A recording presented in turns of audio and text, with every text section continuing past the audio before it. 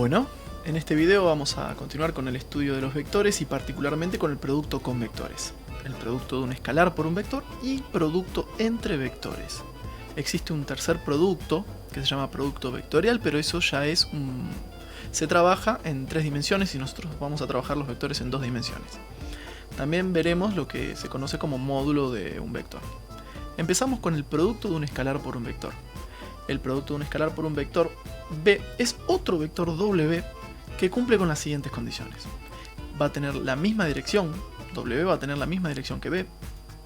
El módulo de W va a ser alfa veces el módulo de B. Alfa va a ser ese número escalar por el cual vamos a multiplicar al vector B. Y el sentido es el mismo que el del vector. Si alfa es positivo va a tener el mismo sentido y opuesto si alfa es negativo. A ver, acá tenemos que recordar bien la diferencia. ¿Por qué decimos escalar y no decimos número? Porque no queremos confundir con el número que va a estar en las componentes del vector. El vector en sí tiene doble coordenada y un escalar es simplemente un numerito que lo va a estar multiplicando, un número real.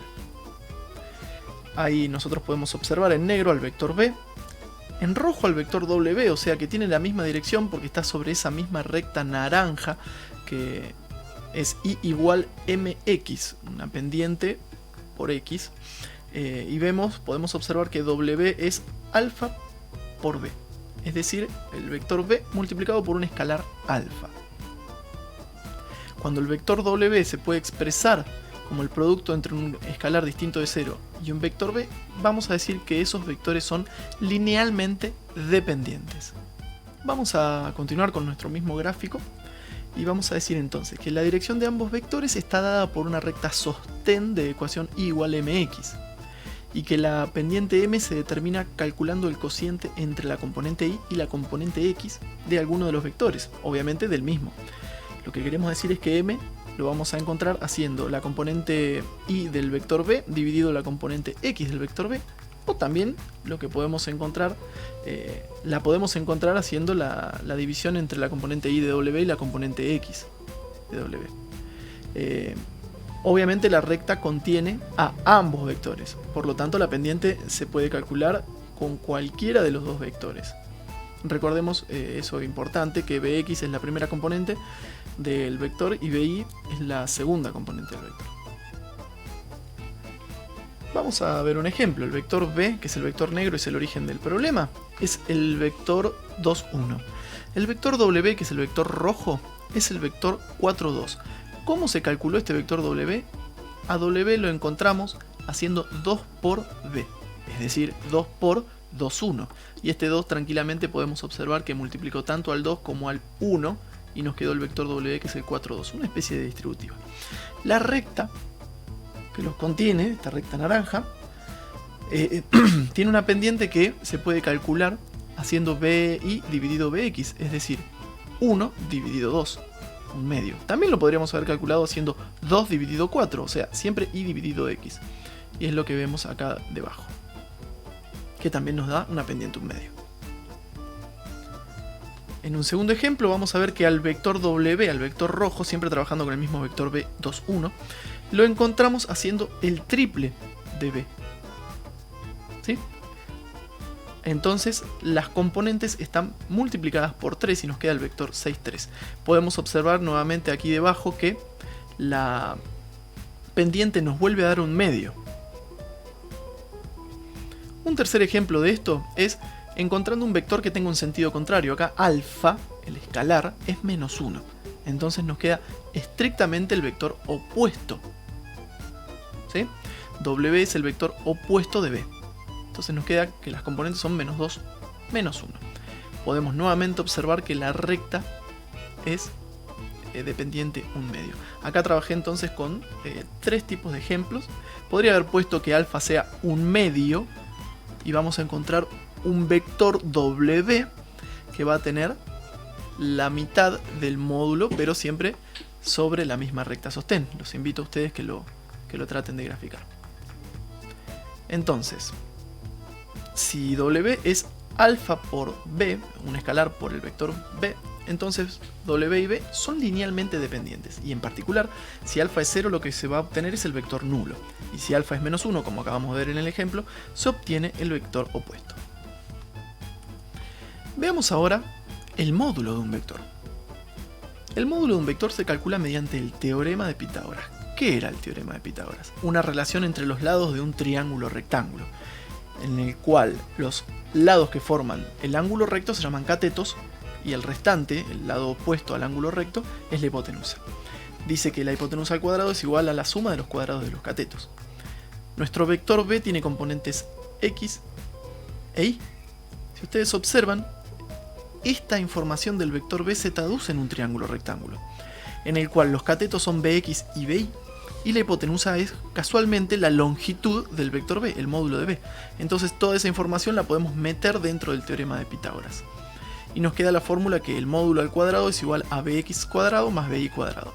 En particular, si despejamos el módulo, nos va a quedar que esa fórmula que tenemos recuadrada, es decir que el módulo es la raíz cuadrada de la suma de los cuadrados de las componentes.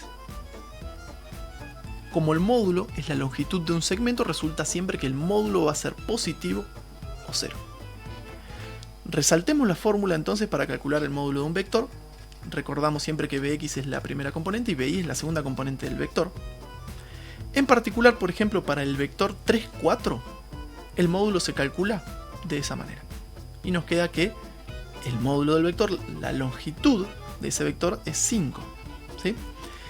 Ahí lo tenemos graficado y lo que se les sugiere es que agarren una hoja, tomen unidades de 1 centímetro y corroboren con una regla que ese vector mide efectivamente 5 centímetros. Si tenemos un vector que no está anclado al origen, lo que vamos a tener que hacer es calcular la diferencia entre las longitudes en x e y.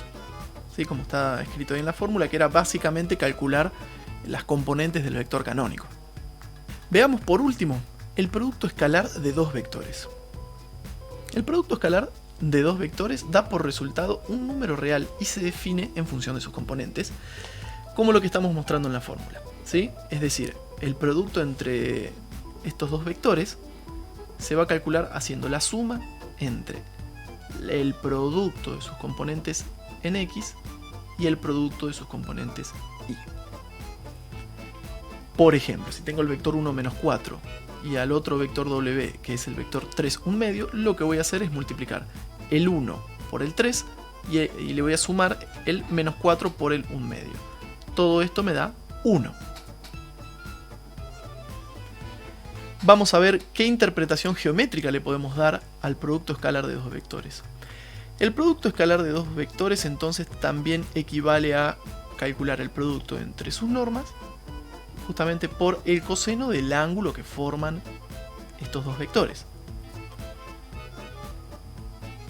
El ángulo determinado por los dos vectores se calcula despejando la fórmula anterior, es decir, a ver, nuestra fórmula nos dice que el producto entre los vectores se escribe de esa manera. Si yo paso dividiendo el producto de sus módulos o normas, nos queda de esa manera. A su vez, para terminar de despejar el ángulo, ese coseno pasa para el otro lado como arco coseno o, como dice en la calculadora, coseno a la menos 1. Entonces nos queda que el ángulo equivale al arco coseno o coseno a la menos 1 del cociente entre el producto de los vectores y el producto de sus módulos. Notemos que ahí al ángulo entre los dos vectores lo denominé alfa directamente. Veamos un ejemplo de cómo calcular el ángulo formado por dos vectores. Tenemos los vectores b y w, que son 1, 3 y 4, 1 respectivamente. Lo que vamos a tener que hacer es meter toda esta información en la fórmula. Es decir, calcular el producto entre los vectores, que podemos observar que tenemos que hacer x por x, 1 por 4, más y por y, que es 3 por 1. Todo eso nos da 7. Tenemos que calcular la norma, o el módulo de los vectores, que nos queda raíz de 10 para dejarlo expresado en forma exacta, y raíz de 17, entonces el producto entre ellos es el producto de la raíz de 10 por la raíz de 17, que nos queda raíz de 170. Finalmente, encontramos que el ángulo entre b y w equivale al arco coseno del producto escalar entre estos vectores sobre el producto de sus normas o módulos. Entonces ya sabemos que el primer producto nos daba 7 y el segundo producto nos daba raíz de 170. Por lo tanto, en nuestra calculadora vamos a presionar la teclita Shift y la teclita Cos, que es la teclita de coseno. Nos va a aparecer ese coseno a la menos 1 y entre paréntesis le ingresamos los datos. nos va a escribir 57 grados, coma, bla bla bla bla bla bla. Entonces presionamos nuevamente la teclita de grados y nos va a arrojar este resultado que es 57 grados 31 minutos 71 segundos. Es decir, 57 grados y medio, un poquito más, es lo que mide este ángulo entre los dos vectores. Bueno, hemos llegado al final de este video. Espero que les sea de mucha utilidad y que se suscriban para recibir más información acerca de este y muchos temas más. Seguimos en contacto.